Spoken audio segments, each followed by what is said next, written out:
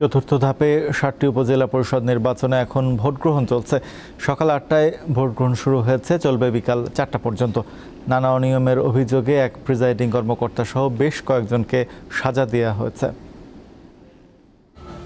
ফরিদপুরের বোয়ালমারী উপজেলা নির্বাচনে চেয়ারম্যান পদে ৫ জন ও ভাইস চেয়ারম্যান পদে ১১ জন প্রতিদ্বন্দ্বিতা করছেন। আর আলফাডাঙ্গায় চেয়ারম্যান পদে ৯ জন ও ভাইস চেয়ারম্যান পদে ১৫ জন লড়ছেন। দুই উপজেলায় ভোটার রয়েছে ২,০৭,১৮৮ জন। যে সব যোগ্য সৎ তাকেই আমরা বেছে নিতে চাই। আমাদের বিপদে আপদে যাই আমরা তার কাছে সাহায্য পাইতে পারি, যে ভালো করবে মোট কথা তাকেই আমরা ভোটটা দিব। ভোটের এই সুস্থ আছে, মানে সব ঠিকঠাক, পরিবেশ ভালো। বরিশালে অনিয়মের অভিযোগে উজিরপুরের হাবিবপুর মাধ্যমিক বিদ্যালয় কেন্দ্রের প্রিজাইডিং কর্মকর্তা মাসুদ পারভেজকে প্রত্যাহার করা হয়েছে।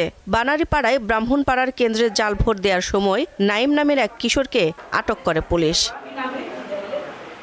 চতুর্থ ধাপে ময়মনসিংহের নান্দাইল, ভালুকা ও গফরগাঁও উপজেলা পরিষদের ভোট গ্রহণ হয়। নান্দাইলের কানারামপুর সরকারি প্রাথমিক বিদ্যালয় ও নান্দাইল বালিকা উচ্চ বিদ্যালয় ভোট কেন্দ্রে জাল ভোট দেওয়ার অভিযোগে দুই যুবককে আটক করে পুলিশ।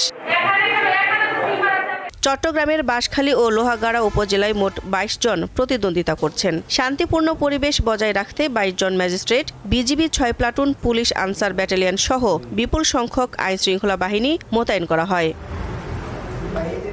টাঙ্গাইলের ৪টি উপজেলায় ভোট গ্রহণ করা হয়। নির্বাচনে দলীয় প্রতীক না থাকায় প্রার্থী ও ভোটারদের মাঝে ব্যাপক উৎসাহ উদ্দীপনা লক্ষ্য করা গেছে। ৪ উপজেলায় চেয়ারম্যান পদে ১৮ জন প্রতিদ্বন্দ্বিতা করছেন।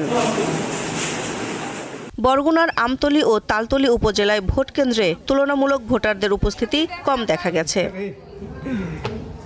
রাজশাহীর চারঘাট ও বাঘা উপজেলায় চেয়ারম্যান পদে ৫ জন, ভাইস চেয়ারম্যান পদে ৯ জন এবং নারী ভাইস চেয়ারম্যান পদে ৯ জন প্রার্থী প্রতিদ্বন্দ্বিতা করছেন।